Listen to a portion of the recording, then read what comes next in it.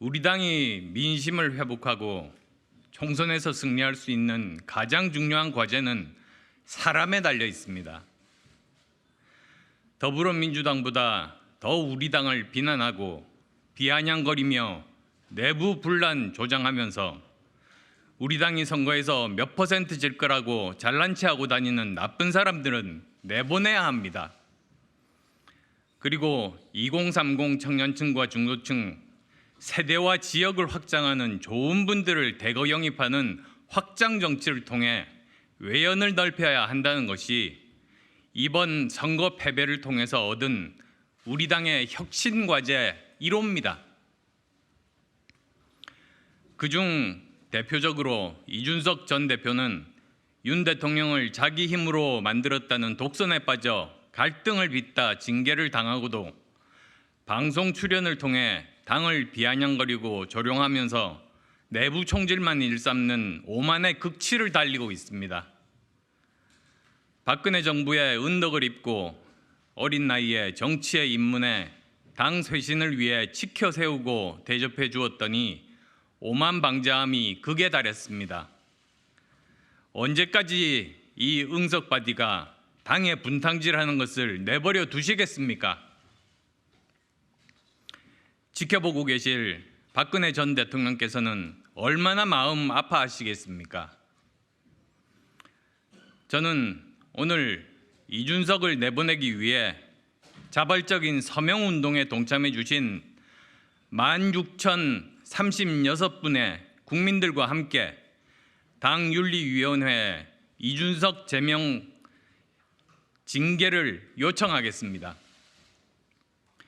토요일 밤부터 시작해서 월요일 아침 10시까지 하루 반 만에 무효표를 제외하고 이렇게 많은 분들께서 참석해 주셨습니다. 이준석 제명에 서명하신 분들의 명단은 오늘 제출하겠으며 이 운동은 앞으로도 일주일간 계속 진행해서 그 명단은 당에 추가로 제출하겠습니다. 국민들의 참여가 국민의 힘을 변화시키고 대한민국을 변화시킵니다. 강서구청장 선거 이틀 전날 밤 유세 때 타당 지지자로 보이는 시민이 저에게 한 욕설을 유머로 승화해서 웃어넘긴 일이 있었습니다. 유튜브 영상으로도 모두 남아 있습니다. 언론에서도 전반적인 상황을 파악한 후에 기사화할 가치가 없다고 판단했다고 들었습니다. 그러나 이준석은 시민이 저에게 욕설한 부분은 쏙 빼고 제가 진교훈 후보에게 막말을 해서 선거 패배에 큰 책임이 있다는 식으로 아침 방송에서 가짜뉴스를 터뜨렸습니다.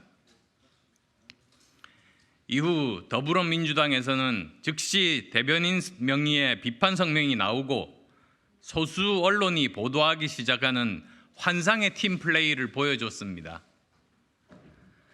저희 의원실에서 즉시 전체 동영상을 공개해서 오해를 벗을 수 있었지만 강서구청장 선거 때 이준석이 우리 당에 저지른 가짜뉴스 사건은 정말 나쁜 선거방해 공작입니다.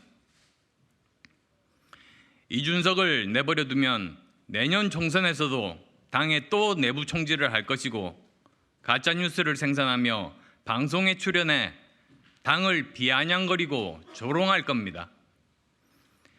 이런 사건을 방지하기 위해서라도 엄중한 처벌이 필요합니다. 선거는 몇 %로 질 거라고 예언하는 이준석보다 한 표라도 더 확보하기 위해 함께 노력해 주는 사람이 우리 편입니다. 지역구 자기 선거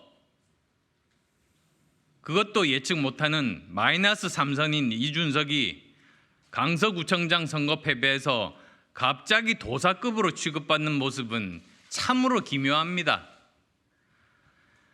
저는 처음부터 어렵고 불리한 선거임을 이미 알고 있었지만 당의 요청을 받고 돕기로 결심하고 제 일처럼 열심히 뛰었습니다.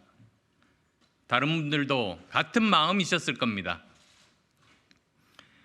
이준석은 이제 2030 세대의 대표성을 상실해서 지지 세력도 없다 보니 새치혀로 세상을 현혹하며 당을 난도질하고 있을 뿐인데 마치 아직도 청년의 대표인 듯 과대 포장되어 있습니다.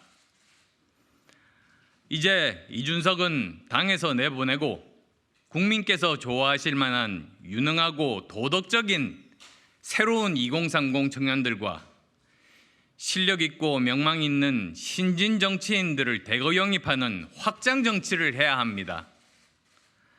이준석보다 더 똑똑하고 도덕적인 대한민국 청년들 많이 있습니다. 객관적이며 합리적인 신진 정치인, 각 산업과 세대를 대표하는 전문가 지성인들을 대거 영입해서 혁신해야 한다는 것이 이번 강서구청장 선거 패배가 우리에게 준 엄중한 교훈입니다. 당에 있는 나쁜 사람들은 뽑아내고 좋은 분들을 모셔와 확장 정치를 시작해야 합니다. 이준석 제명을 위한 서명운동 참여 방법은 제 페이스북에 설명되어 있으며 구글이나 네이버로 참여하실 수 있습니다. 감사합니다.